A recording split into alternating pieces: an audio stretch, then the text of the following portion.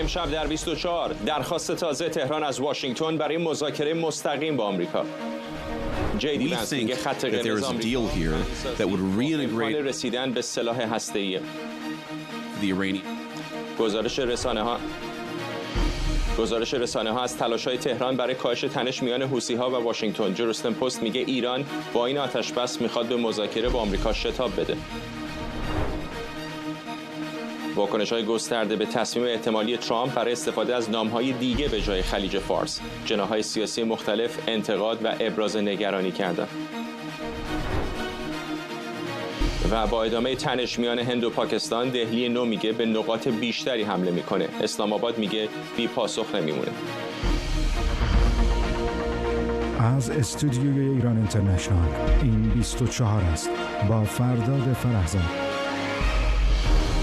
این یک خبر فوری است.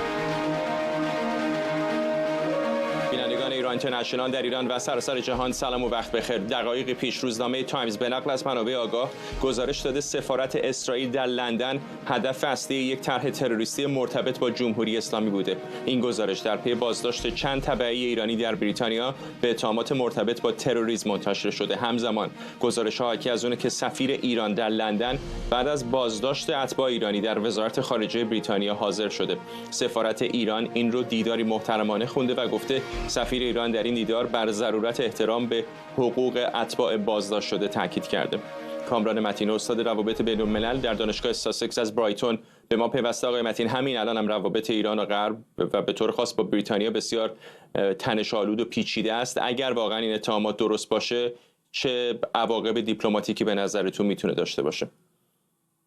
بله، حتی قبل از این بازداشت‌ها در رابطه با این حمله احتمالی به سفارت اسرائیل هم می‌دونید که بحث تروریستی اعلام کردن سپاه پاسداران از سوی بریتانیا در بحث‌های گرمی رو در پارلمان بریتانیا ایجاد کرده بود و به احتمال زیاد این تحول اخیر دوباره به این بحث‌ها دامن خواهد زد.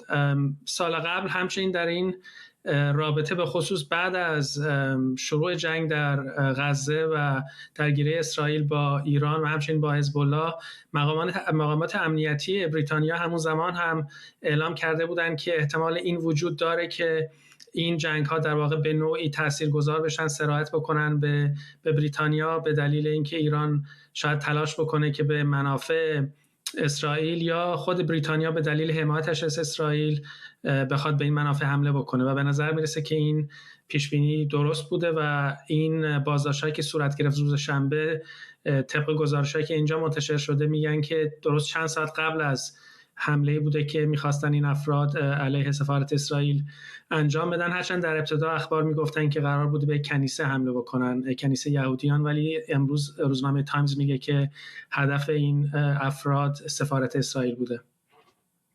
سفارت اسرائیل در تقریبا همه جای دنیا به خصوص در جای مثل بریتانیا محافظت شدیدی داره. خود اسرائیلی‌ها سرویس اطلاعاتی قوی دارن. سرویس‌های اطلاعاتی بریتانیا هم که خیلی شناخته شده هستند. در گذشته اقدامات اینچنینی در بعضی کشورهای آسیایی و آفریقایی هم جمهوری اسلامی تلاش کرده بود بکنه، اما چرا به نظرتون بریتانیا با توجه به پیچیدگی‌هایی که احتمالاً چنین عملیاتی می‌داشت؟ واقعیت اینه که جمهوری اسلامی خب امکانات و سلول‌های خفته رو در همه کشورهای اروپایی و غربی داره. گزارش‌هایی که من اینجا دیدم اغلب به این اشاره کرده بودن که در سالهای اخیر به خصوص بعد از دادگاه میکونوس جمهوری اسلامی شروع کرده بود به استفاده از باندهای مافیایی و گروه‌های سازمان یافته به اصطلاح مشغول به اصطلاح عملیات در واقع جرم انگارانه که از طریق اونها بخواد به اهدافی که داره حمله بکنه و از افراد پرسنل به اصطلاح سفارت‌هاش استفاده نکنه. ولی در یکی دو سال اخیر به خصوص در بریتانیا ظاهراً این دوباره ایران برگشته به همون مدل‌هایی که در دهه 90 و 80 میلادی استفاده می‌کرد و احتمالاً جمهوری اسلامی همین مسیر رو طی کرده و در این اخباری که امروز منتشر شده اومده که یکی از این افرادی که بازداشت شده رابطه بسیار نزدیکی با دولت جمهوری اسلامی داره و خانواده‌اش جزو سرمایه‌دارهای خیلی بزرگی هستند در ایران و صاحب به اصطلاح کارخانه ها و صنایع خیلی زیادی هستن. اینکه چرا در این مقطع خاص بریتانیا رو انتخاب کردن، من فقط میتونم به این ربط بدم که حس کردن در اینجا هم فضای سیاسی شاید به اون شدت علیه جمهوری اسلامی نیست به دلیل اختلافات درون پارلمان در رابطه با تروریستی قلمداد کردن سپاه پاسداران و هم که جمهوری اسلامی تونسته امکانات بیشتری رو در اینجا فراهم بکنه در طی سالهای اخیر. ممنونم از شما کامران متین، استاد روابط بین الملل در دانشگاه ساسکس از برایتون با ما. نشریه واینت اسرائیل میگه عباس عراقچی وزیر خارجه ایران با استیو ویتکاف نماینده دونالد ترامپ تماس گرفته و خواهان مذاکره مستقیم شده. بر اساس این گزارش این اقدام بعد از ناامیدی تهران از میانجیگری عمان انجام شده و در صورت عدم توافق بر سر مذاکرات مستقیم میانجیگری نروژ به عنوان گزینه جایگزین مطرحه. در همین حال جی دی ونس معاون دونالد ترامپ در نشست امنیتی مونیخ در واشنگتن گفته آمریکا به دنبال توافقی با ایران که احتمال دستیابی تهران به سلاح هسته‌ای رو کاملا حذف کنه. هیچ کشوری در حال حاضر برنامه هسته‌ای غیرنظامی ندارد که در آن با زیرساخت کامل برای غنیسازی بتواند اورانیوم را تا بیش از 90% یعنی سطح مورد نیاز برای تولید مواد شکاف‌پذیر و سلاح هسته‌ای غنیسازی کند. پیشنهاد ما بسیار ساده است. ما با تولید انرژی هسته‌ای مشکلی نداریم، اما نمی‌توانید برنامه غنیسازی داشته باشید که امکان ساخت سلاح هسته‌ای را فراهم کند. خط قرمز ما همینجاست. سمیرا قرایی از کاخ سفید به ما پیوسته. سمیرا، طرف آمریکایی که از اول هم گفته بود دنبال مذاکره مستقیم، این طرف ایرانی بود که همش میگفت با واسطه است این مذاکرات. الان چقدر واقعا این احتمال وجود داره که مذاکرات مستقیم بشه و این بحث نروژ چقدر جدی؟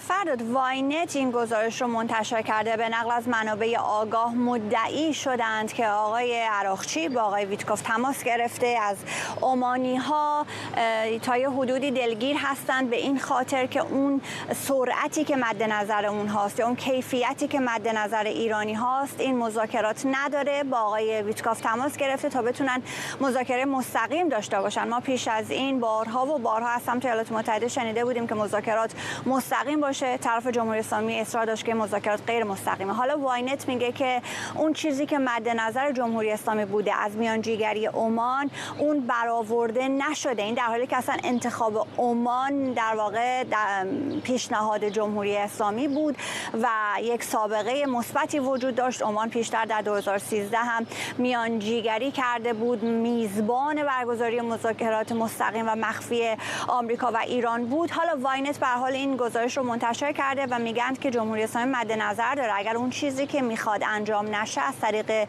نروژ این رو پیگیری بکنه. پیشتر اینجا آقای ترامپ در همین یک ماه گذشته میزبان نخست وزیر نروژ بود. رابطه خوبی ایالات متحده با نروژ داره. باید دید که چقدر اون جدی هست. از طرفی به نظر میرسه که این بحث دوره چهارم پیشتر چند روز پیش آقای بقایی گفته بود ما پیشنهادات عمان درباره ادامه مذاکرات رو داریم بررسی میکنیم، نه تاریخ برگزاری دوره چهارم رو. حالا اینکه عمانی ها چقدر جدی با آمریکایی ها در تماس هستن برای برگزاری دوره چهارم، جمهوری اسلامی آیا از اون جدیت ناراضی است، اینها همه سوالاتی است که روشن نیست. به هر جهت این الان گزارشیه که ما داریم که آقای عراقچی میخواد مستقیم با آقای ویتکاف صحبت بکنه. پیشتر شاید این خط قرمز علی خامنه‌ای به شمار میرفت که مستقیم مذاکره نکنن، اما از طرف دیگه تلاش‌های همچنان در رابطه با اینکه استراتژی ایالات متحده در رابطه با دور چهارم گفتگوها در رابطه با مذاکرات با ایران روشن‌تر بشه در جریان هست. از سمت اسرائیل آقای درمر وزیر امور استراتژیک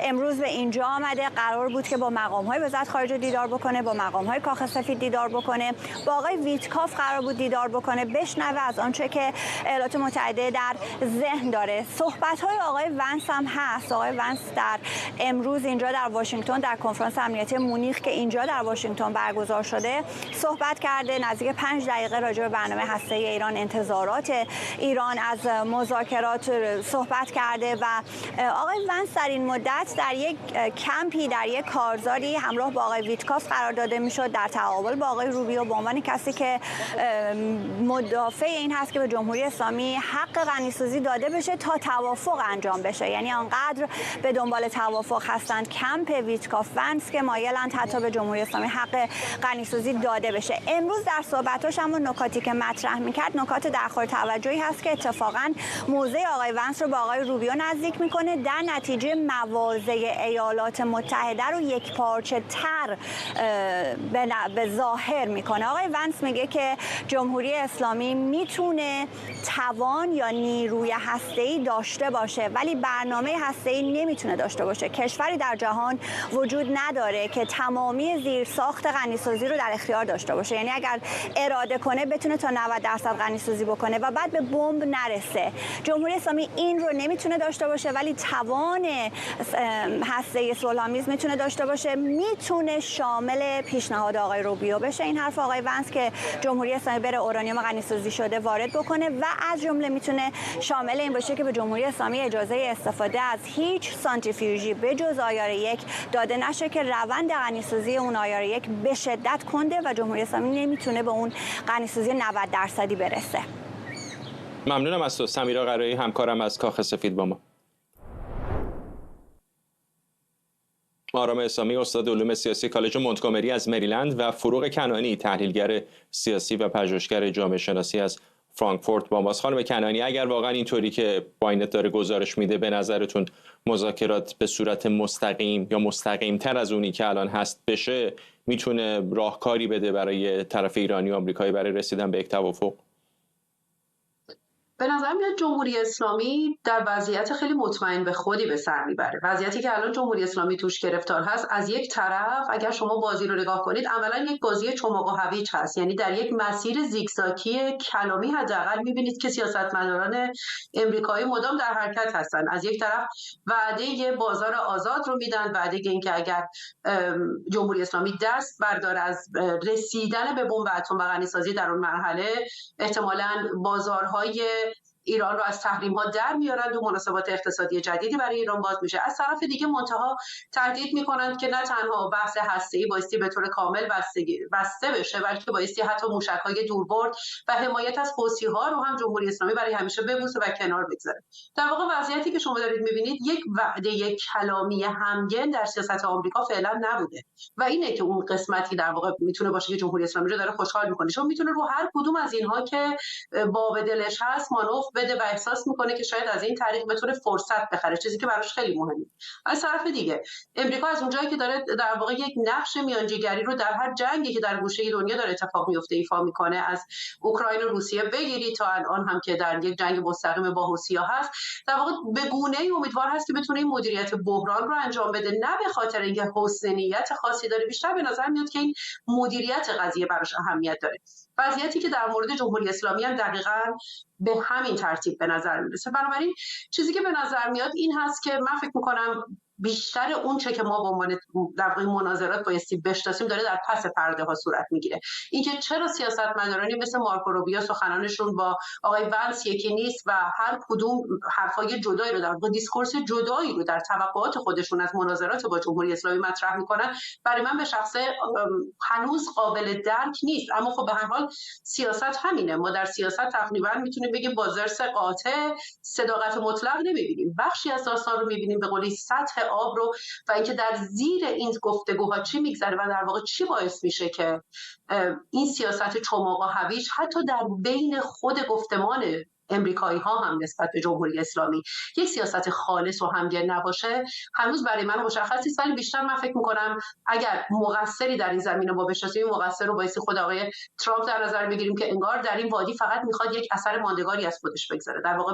یک نوع معامله‌گری سیاسی. اگر به یاد بیارید نوع گفتمانش رو در مورد برجام چطور به سخره گرفته بود کسانی که اون رو امضا کرده بودن، منظورش دولت مردان وقت امریکا بود، اما الان به نظر میاد که خودش با یک چیزی مشابه اون هم حتی راضی میشه. در واقع شاید به چشم اینطور بیاد که مشکل اصلی ترامپ این بود که چرا اون موافقت رو من امضا نکردم، چیزی که در واقع الان داره به گونه‌ای متفاوت از اون چیزی که اون زمان بروز کرده بود بیان میشد. اما تمام اینها به هر حال حدس و گمان هست در مورد ترامپ. ما به هیچ وجه تا حالا نتونستیم یک پیش‌بینی درست داشته باشیم که با توجه به نگاهی که به شخصیت معمولاً چند وجهی این فرد میتونیم در سیاست حداقل داشته باشیم، بتونیم بگیم به نتیجه قاطع و درست میرسه.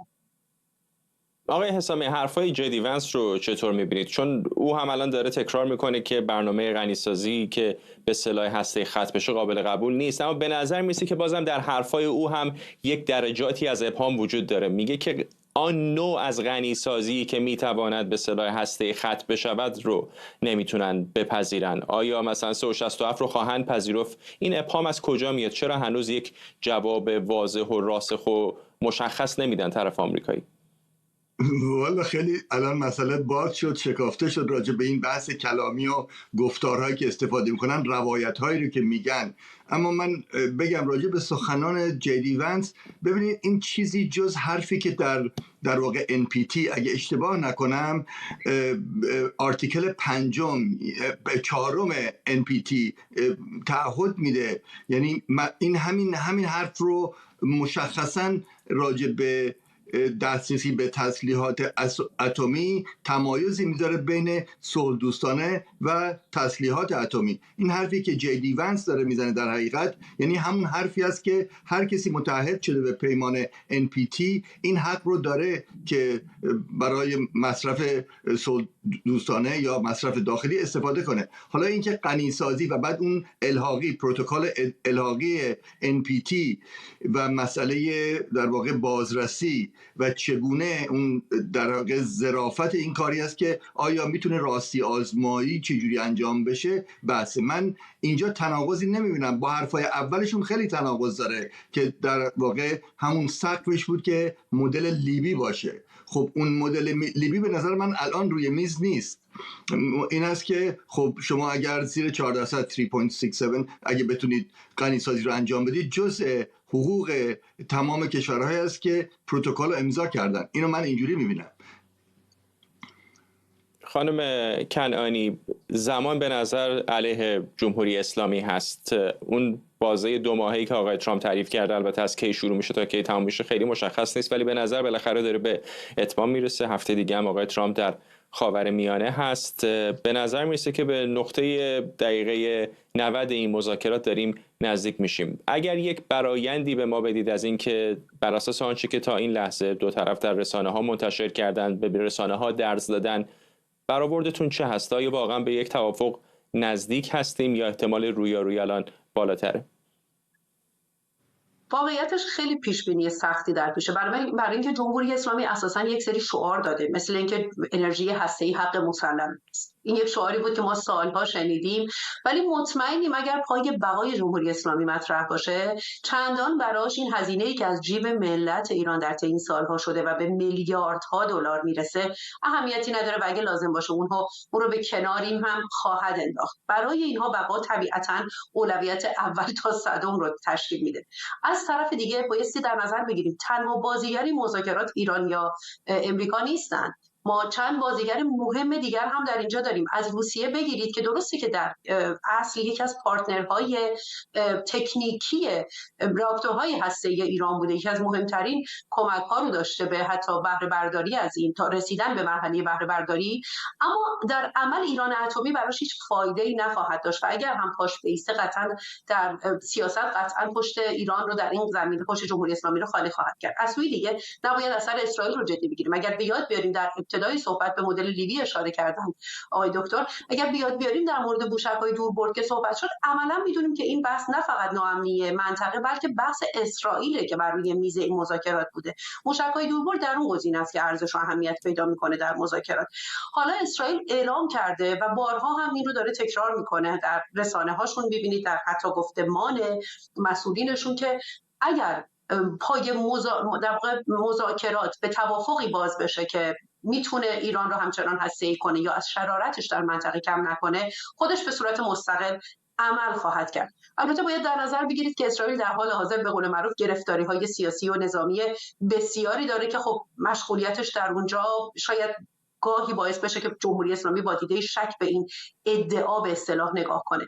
اما همچنان میدونیم که این یک گزینه بسیار محکم و مستحکم هست، چون به نظر میاد بازی که در بحث اسرائیل به خصوص در هفته اکتبر به بعد شروع شده بازی نیست که بخواد نصفه تمام بشه و این دفعه اسرائیل یک حالت تمام کنندگی داره. اینکه لابی‌های اسرائیل در بحث کاخ سفید در این در واقع قضیه پشت میز چقدر مؤثر و قوی عمل میکنه و اینکه لابی‌های جمهوری اسلامی با توجه به این رویکرد نسبتاً مؤثری که تا الان داشتن، این اختلاف دیسکورس رو من از اونجا میبینم، اینکه چطور اینها بتونن در واقع گزینه‌های روی میز امریکا و جمهوری اسلامی رو به نفع یکی از دو طرفین سنگین کنن، این در واقع چیزیه که بایستی در واقع در دوره چهارم شاید امیدوار باشیم که بیشتر به ما اطلاعات بده. پیش بینی مطلقی من فعلا ندارم، ولی به نظر نمیاد که واقعیتش برای امریکا چندان وضعیت حقوق بشری ایران مهم باشه یا حتی مسائلی غیر از بحث هسته‌ای شدن، اونم فقط نه به لحاظ انرژی هسته، بیشتر به نظر میاد براش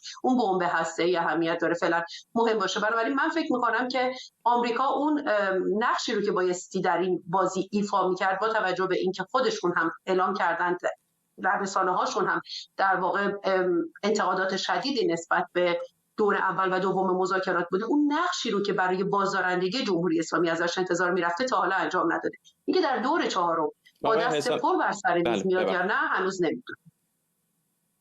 آقای حسامی، طبیعتا راه دیپلماسی 0 و 100 نیست دیگه، این وسط ممکنه یه امتیازاتی بدن یه امتیازاتی بگیرن. چقدر فکر میکنید که اسرائیلی‌ها که به نظر میرسه منتقد بزرگ برنامه هسته‌ای و موشکی ایران در خاورمیانه هستن ممکنه رضایت بدن به چیزی مثلا مثل یک برجام یکم سفت و سخت‌تر که ایران حتی شاید همون 3.67% رو غنی‌سازی بکنه ولی آمریکایی‌ها نظارت بیشتری داشته باشن و الزاما حتی رو برنامه موشکیشون هم توافق خاصی صورت نگیره؟ این چیزی هست به نظرتون که اسرائیلی‌ها بپذیرن با توجه به اینکه آقای ترامپ میتونه امتیازات دیگری بهشون بده، مثلا شاید عادی سازی روابط با عربستان سعودی، با چند تا کشور عربی دیگه، سلاح‌های بیشتر، سامانه‌های دفاعی؟ آیا مجموعه این بسته میتونه به نظرتون اسرائیل رو راضی کنه؟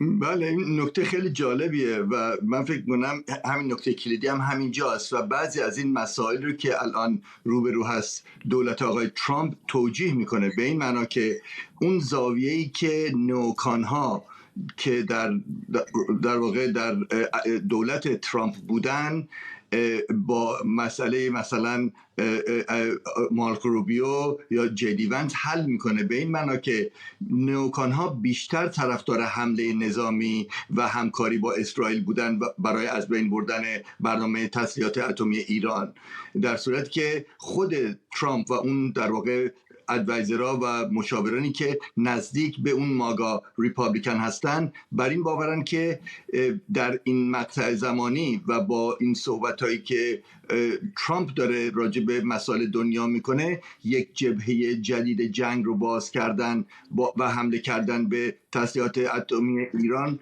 بدتر میشه، قضیه رو بدتر میکنه. بنابراین من این احتمال زیاد میبینم که اون تغییرها برای این هست که در حقیقت گزینه دوم و راضی کردن اسرائیل رو در واقع وقت بدن که این معامله انجام بشه، بعد ببینن اگر تخطی شد گزینه‌های دیگر رو روی میز بذارن. ممنونم از هر دو شما. آرام اسلامی، استاد علوم سیاسی کالج مونتگومری از مریلند و فروغ کنانی، تحلیلگر سیاسی و پژوهشگر جامعه شناسی از فرانکفورت.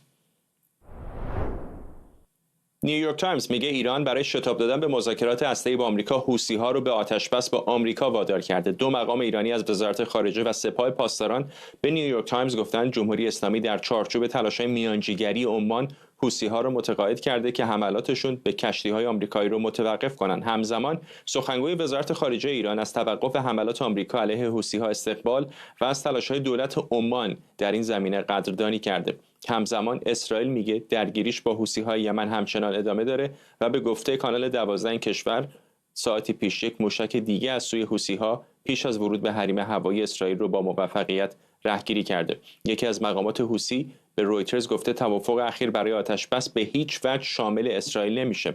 به گفته این مقام حوثی تا زمانی که آمریکا واقعاً به توقف حملات پایبند باشه اونها هم دست به حمله نمیزنن. خبرنگارمون آرش علایی در کنگره آمریکا به ما پیوست. آرش، شرایط سورئالیه، اینطور نیست که ایالات متحده آمریکا عملاً یک توافق آتش‌بس با حوثی‌ها داره ولی حوثی‌ها همچنان به اسرائیل حمله میکنن.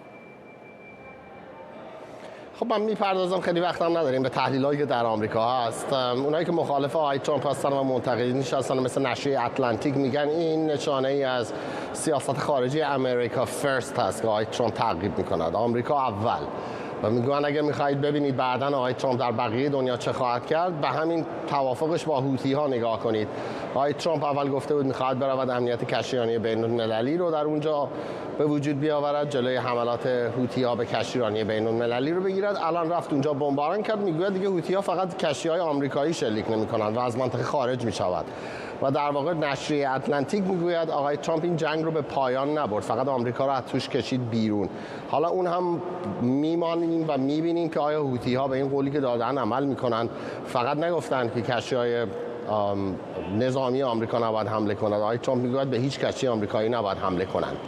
و اینکه این چقدر پایدار باقی خواهد ماند، این خودش یک داستانی، ضمن اینکه اصلا انقدر این کار سریع اتفاق افتاده است که برخی از مطبوعات آمریکایی میگویند بنجامین نتانیاهو خبر نداشته است و خودش ناگهان غافلگیر شده است از این داستان. اونهایی که طرفدار آقای ترامپ هستن مثل نیویورک پست مقالاتی نوشتن، میگویند این نتیجه و ثمره در واقع اون سیاستی است که آقای ترامپ بهش میگوید صلح از طریق قدرت. میگویند این همین داستان برای مذاکرات با جمهوری اسلامی اتفاق افتاد. آقای ترامپ تهدید کرد، اول خامنه‌ای گفت خیر و شروع کرد در این زمینه موضع منفی گرفتن. خود مشاورین خامنه‌ای بهش گفتن اگه بگید نه بدبخت میشیم. خامنه‌ای هم گفت چشم و بنابراین وارد مذاکرات شدن. الان میگن در مورد حوثی هم همین اتفاق افتاده است. ابتدا حوثی ها مقاومت کردن، بمب‌های آمریکایی رو سرشون ریخت، هر روز بمباران شدن. بعد گفتن چشم. الان این داستان اون چیزی که نیویورک پست میگوید آقای ترامپ رو نزدیکتر خواهد کرد به یک توافق با جمهوری اسلامی، چون فشار رو به جمهوری اسلامی بیشتر میکند. اون سنگینی جنگ رو از حوثی ها و منطقه دریای سرخ برمی‌دارد و به ترامپ اجازه میدهد که حالا برنامه‌های دیگری علیه جمهوری اسلامی اجرا کند. ممنونم از تو. آرش علی، خبرنگارمون از کنگره آمریکا. حسن هاشمیان، تحلیلگر جهان عرب از واشنگتن با ما. آقای هاشمیان، ایالات متحده آمریکا و اسرائیل متحدان قدیمی و استراتژیک در منطقه خاورمیانه هستند. چطور واقعا ممکنه که اینقدر حمله از سمت حوثی‌ها به اسرائیل بشه و بعد رئیس جمهوری مستقر آمریکا بگه که خیلی خوب با کشتی‌های آمریکایی کاری نداره اما هم بهشون حمله نمی‌کنیم؟ حتی الان چند دقیقه پیش خبر اومده که آقای ترامپ گفته ما ضربات شدیدی به حوثی‌ها وارد کردیم، اونها بسیار مقاوم بودن و شجاعت زیادی هم از خودشون نشون دادن. چطور واقعا میشه این رو تفسیر کرد؟ خب این به این برمیگرده که حملات حوثی‌ها بر علیه اسرائیل چقدر واقعا موثره. ما میدونیم که بیش از 1 سال کشتی اسرائیلی از باب المندب نمیگذره و این که حوثی‌ها بگن که ما به کشتی‌های اسرائیلی حمله میکنیم اما به کشتی‌های آمریکایی حمله نمیکنیم یه مقدار بی‌معنیه، چون که کشتی اسرائیلی اونجا وجود نداره که اینا میخوان بهش حمله کنن. موشک‌هایی هم که به طرف اسرائیل زده میشه، موشک به غیر از اون موشکی که به فرودگاه بن گوریون برخورد کرد، بقیه موشک‌ها هم تأثیری نداره و فقط به درد پروپاگاندای جمهوری اسلامی و حوثی‌ها میخوره. ولی در واقع حوثی‌ها نه کشتی اسرائیلی رو در منطقه در آبهای دریای سرخ میتونن بزنن چون که اونجا کشتی وجود نداره و نه واقعا میتونن یک ضربه مهم با موشک‌های خودشون به اسرائیل بزنن. بنابراین آقای ترامپ میتونه اینو نادیده بگیره ولی در عوض امتیاز خیلی بزرگی از جمهوری اسلامی گرفته. شما فقط در نظر بگیرید که حوثی‌ها وقتی وارد معادله دریای سرخ شدن ادعا کردن تا وقتی این کار رو ادامه میدن که جنگ غزه پایان پیدا کنه، ولی الان جنگ غزه پایان پیدا نکرده و اینها مجبور شدن در برابر آقای ترامپ تسلیم بشن. ضمن اینکه حملات آقای ترامپ به حوثی‌ها حدود 600 تا از فرماندهان میانی حوثی‌ها رو از بین برد و این یک ضربه خیلی مهمی بود به اونها. وضعیتی که براشون پیش آمده بود تقریبا شبیه اون خلایی که برای بشار اسد بعد از متلاشی شدن نیروهای حزب الله شکل گرفت. درست حالا دولت فعلی یمن یعنی دولت قانونی یمن یک دولت بیریختیه و در واقع اخیراً هم نخست وزیرش عوض شده و نمیتونه حمله کنه به حوثی‌ها و اوضاع رو تغییر بده، ولی ممکنه یک گروه دیگه پیدا بشه مثل همین گروهی که احمد شر درست کرد برای بشار اسد و حوثی‌ها را ساقط کنن. لذا به نفعشون بود که وارد این مسئله بشه و جالبه که این گفتگوها هم همزمان با گفتگوهای اولین دور گفتگوهای جمهوری اسلامی با آقای ویتکاف در عمان اتفاق افتاده. یعنی محمد عبدالسلام سخنگوی حوثی‌ها اونجا رفته بود، همزمان با اون گفتگوهایی که بین ویتکاف و عراقچی در عمان اتفاق افتاده بود، همزمان هم ویتکاف با آقای محمد عبدالسلام سخنگوی حوثی‌ها مذاکره انجام داده بود و این مذاکره در مورد قطع حملات حوثی‌ها بوده و از 28 آپریل گذشته حوثی‌ها حملات خودشون رو علیه کشتی‌های آمریکا قطع کردن و بعد از یه هفته یا 8 روز آقای ترامپ اعلام کرد که دیگه اینا حمله نمی‌کنن و ما هم بهشون حمله نمی‌کنیم. ممنونم از شما حسن هاشمیان، تحلیلگر جهان عرب از واشنگتن. با ما یک بار دیگه تکرار میکنم لحظاتی پیش دونالد ترامپ رئیس جمهوری آمریکا در مورد حوثی‌ها گفت ما ضربات شدیدی به اونها وارد کردیم، اونها بسیار مقاوم بودن و شجاعت زیادی از خودشون نشون دادن. این استفاده از لفظ شجاعت در همین دقایق گذشته با کلی واکنش در شبکه‌های اجتماعی همراه بوده. به دنبال واکنش‌های گسترده به خبر تصمیم احتمالی رئیس جمهوری آمریکا برای تغییر نام خلیج فارس، دونالد ترامپ دقایقی پیش گفت که نمیخواد با این تصمیم احساسات کسی جریحه دار بشه. او گفته اصلا نمیدونه کسی از این موضوع ناراحت میشه. پیشتر اما در ادامه واکنش‌ها به این خبر، وزیر خارجه ایران این تصمیم احتمالی دونالد ترامپ رو محکوم کرده بود. پیشتر خبرگزاری اسوسییتد پرس و CNN گزارش کرده بودند ترامپ قصد داره در سفرش به ریاض که هفته آینده انجام میشه از عبارت خلیج عربی استفاده کنه. آقای عراقچی در شبکه اکس این اقدام رو خصمانه با انگیزه‌های سیاسی خونده. مقامات و چهره‌های شناخته شده ایرانی از جمله توماج صالحی، حامد اسماعیلیون و محمد جواد ظریف هم به این گزارش واکنش نشون دادن و از این تصمیم احتمالی انتقاد کردند. شهرام خلدی، پژوهشگر تاریخ خاورمیانه و روابط بین‌الملل از آنتاریو با ما. آقای خلدی، بعضی از این نام‌هایی که گفتم شما معمولا در یک خبر در کنار هم نمی‌بینید. شاید از اون بسیار معدود مواردی است که ایرانی‌ها از هر طیف سیاسی، حتی از چهره‌های جمهوری اسلامی، در این مورد متفق النظر هستند که نام این آبراه تاریخی خلیج فارس هست. چرا به نظرتون واقعاً در این برهه حساس آقای ترامپ حالا گفته که هنوز تصمیم قطعی نگرفته ولی اصلا به چنین موضوعی فکر کرده؟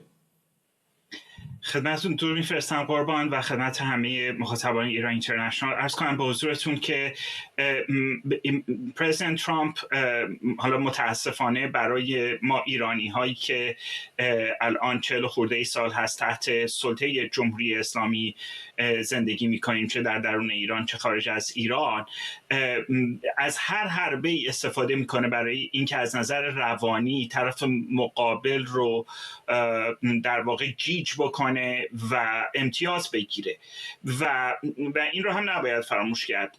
عربستان سعودی و امارات متحده عربی هر کدومشون قول دادن که دست کم حالا در 15 ثانیه ازتون عذرخواهی آقای خلدی یه چند لحظه ازتون عذرخواهی میکنم چون تصویر زنده داریم از واتیکان. همین الان دود سیاه از نزدیکی میدان سن پیتر به هوا خواست و طرفداران پیروان کلیسای کاتولیک رو میبینید در این میدان که منتظرن تا پاپ جدید اعلام بشه.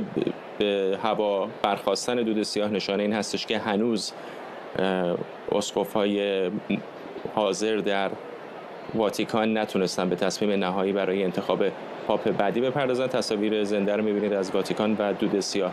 با بیرون آمدن دود سفید در ساعت‌ها یا روزهای پیش رو، اون موقع میتونیم مطمئن باشیم که پاپ بعدی معرفی خواهد شد. عذرخواهی میکنم خیلی هم به بحثمون ربطی نداشت ولی چون تصاویر زنده بود میخواستم سریع ببینیم. آقای خلدی برمیگردم به شما و این موضوع جنجالی خلیج فارس و خلیج عربی که در این چند ساعت گذشته شبکه‌های اجتماعی ایرانی رو پر کرده. دقیقاً. خب این هم باید یادآوری کرد که عربستان سعودی و امارات قول دادن که اگر بگذاریم روی همدیگه چیزی حدود $1 تریلیون سرمایه گذاری بکنن ظرف چند سال آینده در ایالات متحده آمریکا. حالا رقمش بالا و پایین میره و مشخص نیست، ولی پرزیدنت ترامپ همیشه دوست داشته که اون طرفی رو که حاضر هست که دست و دل بازانه در واقع بیاد و با ایالات متحده آمریکا تو این جنگ جنگ تعرفه ها به خصوص باش همکاری بکنه و بعد ازش بتونه به عنوان اهرم فشاری در یک موضوع دیگه ای که در واقع موضوع مذاکرات هسته‌ای باشه استفاده بکنه، چرا از هر دوش بهره نبره؟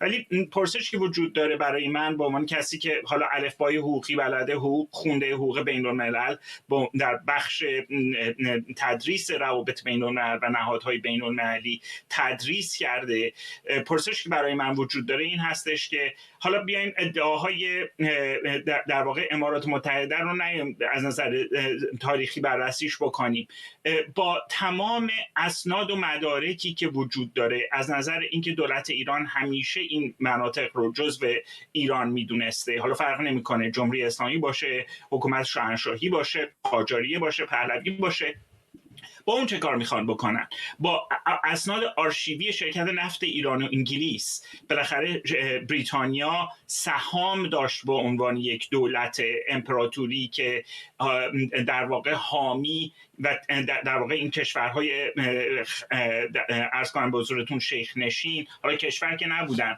بنادر شیخ نشین تحت الحمایه بریتانیا بودن. توی شرکت نفت ایران و انگلیس توی آرشیوهاش این جزایر جزو ایران به حساب آمدن. همه اینها رو بگیم اصلا پرزیدنت ترامپ در نظر نگیرند، اساساً قرارداد یا در واقع یادداشتی رو که بین دولت قاجاریه و دولت بریتانیا در سال 1904-1905 مبادله شد اون رو هم در نظر نگیرن.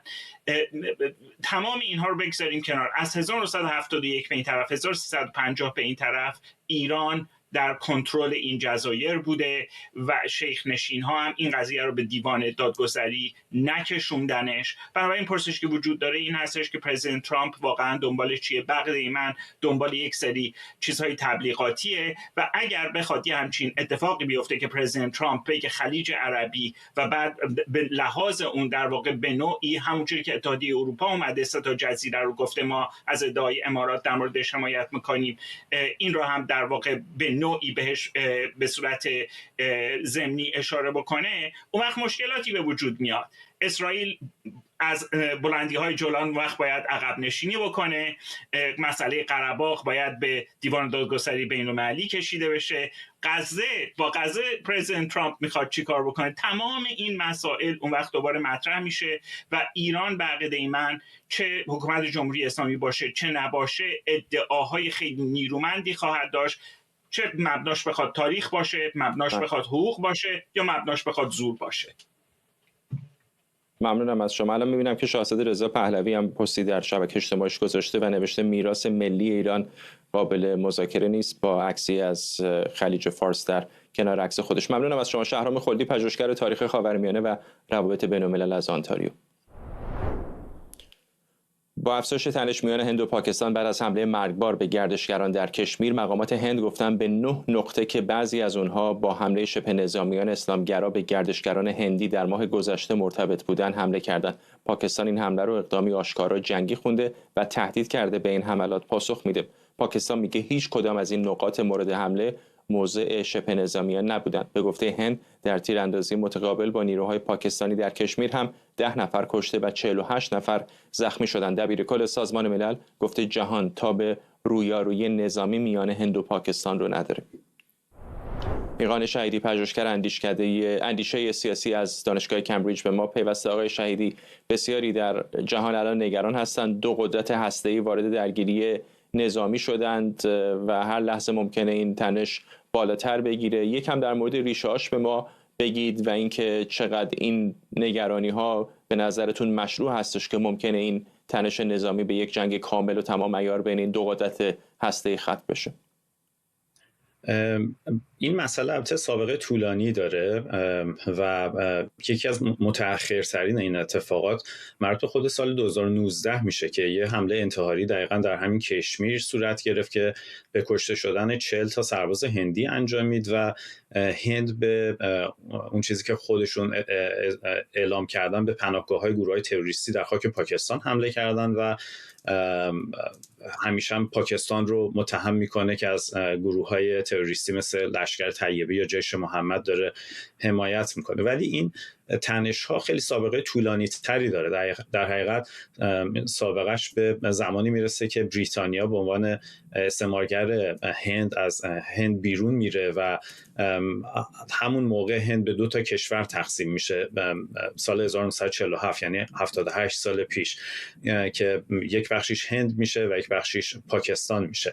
و اون موقع حاکم کشمیر که خودش هندو بوده، با این که اکثریت مردم کشمیر مسلمان بودن، اما تصمیم میگیره که به هند بپیونده و دقیقا نقطه مرزی بین هند و پاکستان، و این اولین جنگ بین هند و پاکستان بوده که جنگ بسیار بزرگی بود. 1 میلیون نفر در اون کشته شدن و میلیون ها نفر هم جابجا شدن. بعد از اون به نظر میرسه اتفاقات گسترده‌ای در این بین 2 تا کشور افتاده. هر دوتاشون هسته‌ای شدن و آزمایش‌های هسته‌ای زیادی در دهه 90 انجام دادن و همینطور دوباره در سال 1999 یک درگیری داشتن به اسم درگیری کارگیل که نیروهای پاکستانی به خاک هند نفوذ کردن، ولی هند ضد حمله انجام داد و نیروهای پاکستانی عقب نشینی کردن. ولی نکته‌ای که به نظر من باعث شده این تنش‌ها افزایش پیدا کنه در دهه‌های اخیر، هم گسترش یک ناسیونالیسم هندو در هند بوده که بیشتر شعارش این بوده که هند برای هندوها هستش و یه خیلی تمرکزش روی تاریخ هند، اسطوره‌های هند و احیای نمادهای فرهنگی و مذهبی هندی هست. یک همچین روندی برخلاف اون چیزی بود که هند در 78 سال پیش با مثلا افرادی مثل گاندی و اون دورانی که به حال هند مستقل شد که یک روند سکولاری رو داشت، مثلا مشاهدش هستیم امروز که ناسیونالیسم هندی. و از طرف دیگه در پاکستان هم ما از دهه 1980 مخصوصا بعد از ریاست جمهوری ژنرال ضیاءالحق ما شاهد یک اسلامگرایی هستیم و که در همون زمان شریعت به عنوان قوانین مدنی وارد کشور شد و مدارس دینی تأسیس شد و به نظر میرسه هر 2 تا کشور در 2 مسیر کاملا متضاد با هم و با سکولاریسمی که در ابتدای 70-80 سال پیش داشتن در حال حرکت هستن.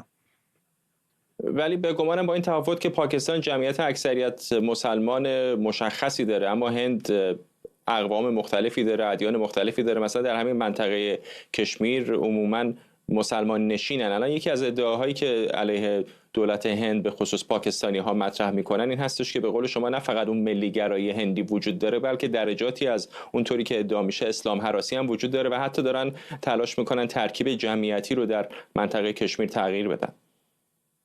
دقیقاً اتفاقی که باعث شد که یک کمی کشمیر وضعیت حساس‌تری پیدا کنه از سال 2019 به این طرف بود که دولت هند یک ماده در قانون اساسی وجود داشت به اسم قانون ماده 370 قانون اساسی که خودمختاری کشمیر رو به رسمیت شناخته شده بود و تحت همین ناسیونالیسم هندو که عرض کردم این خودمختاری کشمیر لغو شد و این برخلاف و باعث یه نارضایتی شدیدی شد، چون خیلی معتقد بودن که این کار بدون رضایت مردم، بدون نظرخواهی صورت گرفته و این باعث شد که یک جورایی این منطقه خیلی دچار تنش‌های بیشتری بشه و واکنش‌های از طرف گروه‌های افراطی داشته باشه، مثل گروه TRF یا جبهه مقاومت که یک گروه شبه نظامی هستن که در اصل یکی از ریشه‌های قدیمی‌تری دارن در لشکر طیبه که یک گروه اسلامگرا هستن و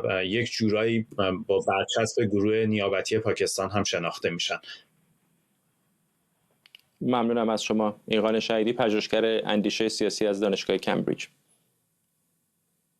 و ممنونم از شما که بیننده برنامه 24 بودید. اجازه بدید برنامه رو با تصاویری زنده از واتیکان به پایان ببریم، جایی که همونطور احتمالاً در طول برنامه دیدید دقایق پیش دود سیاهی به هوا برخاست که نشانگر اینه که کاردینال ها به تصمیم نهایی برای انتخاب پاپ جدید نرسیدن. احتمال داره در روزهای پیش رو این تصمیم نهایی مشخص بشه و پاپ بعدی معرفی بشه. تصاویر زنده رو می‌بینید از واتیکان، جایی که بسیاری از کاتولیکا بعد از مرگ پاپ فرانسیس به اونجا رفتن. برنامه رو با همین تصاویر به پایان می‌بریم.